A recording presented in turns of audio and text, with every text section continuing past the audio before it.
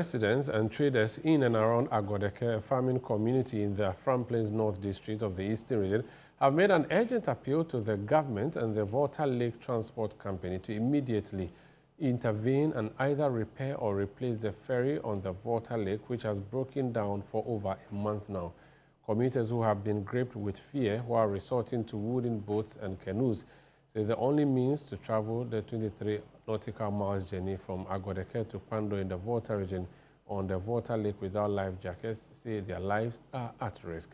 For more on this, we are joined by the Member of Parliament for the Kwewu Afram Plains constituency, which has this particular catchment area, Honorable Walasi Belly is joining us. You're welcome to ChannelOne Newsroom. Thank you, man. How are you doing, bro? By grace, not too good, but I know, I can imagine. Are you fully briefed on what the situation is in your constituency? yes, I'm very much aware. I have a personal experience with the situation. What's the story? How bad is it? To correct even the story, it's not about the press conference. Is not about the people of Agodeke. Okay. It is the people of Afram Plains North. Okay. Because that is the only means by which most of the commuters into Volta and other parts of the country are able to cross the Volta Lake. You know, a little history about Afram Plains North is a creation of the Volta Lake in 1965. Okay. When at that time the river was just a small flowing one. So many of the fisher folks and the farmers lived along that small stream until the Volta Lake was created in 1965 with the Akosombo Dam and Akuse Dam. So that took a lot of land from the people, especially those by the Volta side. And so many of us moved into Afram Plains. So you have people living there from Adan, from Ningo, from Ketekrachi, from North Tong, Batom, Mafi, and all. So you would see that it is within the inland that you have the small Kwewu communities that are the farmers in there. So the activities had been mostly fishing and farming along the lake because Volta River Authority and the Volta Lake created the settlement areas along that lake. And the only means by which they could cross into Volta and even get to Accra is by Agodeke. Otherwise, you would have to go past Afram Plains South and enter into Kwewu before you enter into Accra. So VRA owes the people of Afram Plains that kind of equity of settling them there and crossing them to their homes. As we speak, in 1995, I was in secondary school then, that fateful April month when a whooping number of 140 human beings, and even someone accounted for, died in a boat accident because there was no means of crossing. And as you could see in the story, those kind of wooden boats are the only means by which, and that is how even goods had been carried on from Afram Plains. You remember then by 1995, the only place you could get majority food for Ghana was Afram Plains, and it was called a food basket. What broke that food basket name was because of that fateful 1995 accident. So market women would not travel to buy produce from there again. Farmers would farm and would not have buyers, so the market was closed. Until somewhere in 2016, His Excellency John Dramani Mahama faithfully commissioned this pontoon, or the ferry we're talking about right now. Until 2022, 2023, there was 2 engines working on the ferry. But at a point in time, it started breaking down. And from our investigation, what was happening was that parts of one were removed to fit the other. Okay. So it was now running on 1 engine. So until 2022, 2023, the last engine started falling apart.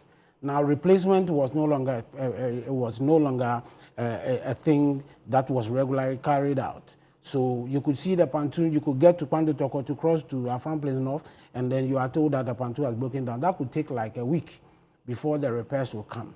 And even in 2023, 2024, I had some experiences where the pontoon could get broken in the middle of the lake. Wow. And the storm could move it to somewhere close to Ketekrachi. Wow. And we will have to send boats to go and chain it to boats and bring it back.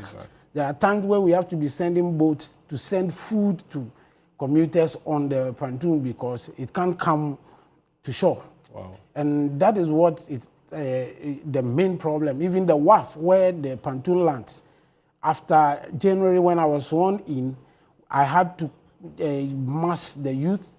We went to islands, collect stones on the pontoon before we were able to create manual wharf for the pontoon to land. So currently, how long has it been broken down for? It's about almost 6 weeks now.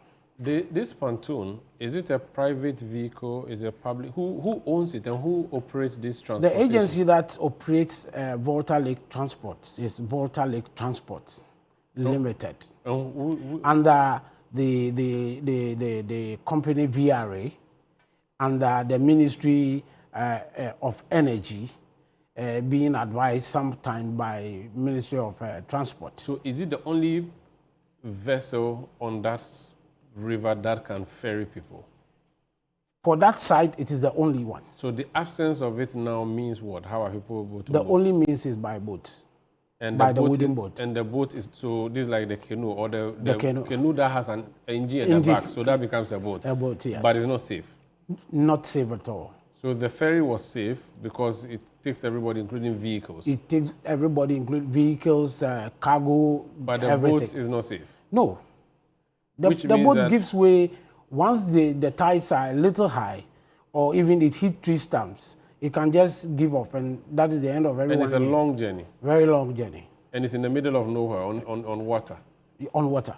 So what has been the steps that have been taken to fix this broken down ferry since? You in particular, what have you been able to do so far? So far, when I took office, what happens anytime it gets broken down, I had to run to Akosombo. I meet the operation, the engineers. Sometimes they'll say the shaft, they'll come to Tema, repair it and fix. 3 days, 1 week, it gets broken again. We've been going to and fro. And some talks with the MD says government is trying to procure a new one, but as to when is what nobody knows. So currently, we don't know when this ferry will be fixed. We don't know when. And where is it docked? Is it in? It is in Agodeke as we speak. So it's not moving. It can't do anything. It can't do anything. And the people also cannot go anywhere unless they use a boat. Yes. And that is not safe. The other alternative, do you have a road alternative? The road alternative is to go around Koforidua back to Kwewu Adoso, where that one is a little, crossing the Adoso is a little reliable. It's a little reliable, so it means you have to go around the whole thing. But it's a longer journey. It's a very long journey. This government is talking about the big push fixing roads.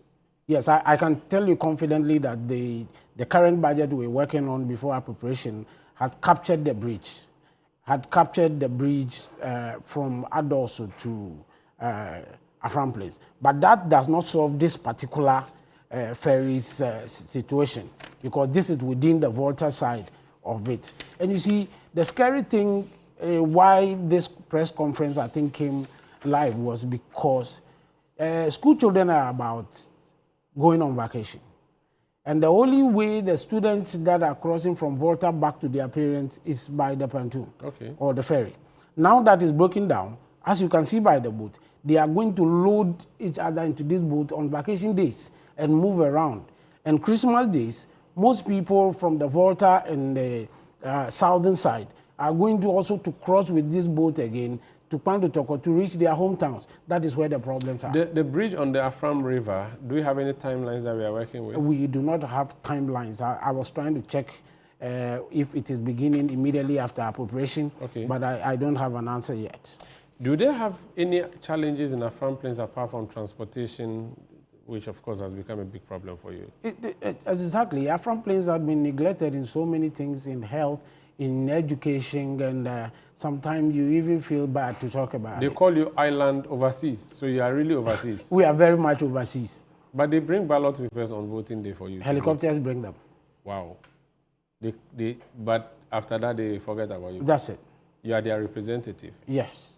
I was going to say demonstrate, but where you are, even if you demonstrate, you won't see. You are far away. That is exactly what is happening. If I tell you the constituencies that border and benefit from Afram Place, it starts from Kwewu East, Kwewu West, Upper Manya, Lower Manya, Esojamang, North Dai, South Dai, Pando, Hohoe, Biakuye, Nkwanta, Ketekrachi, Sene East, Sene West. You know what?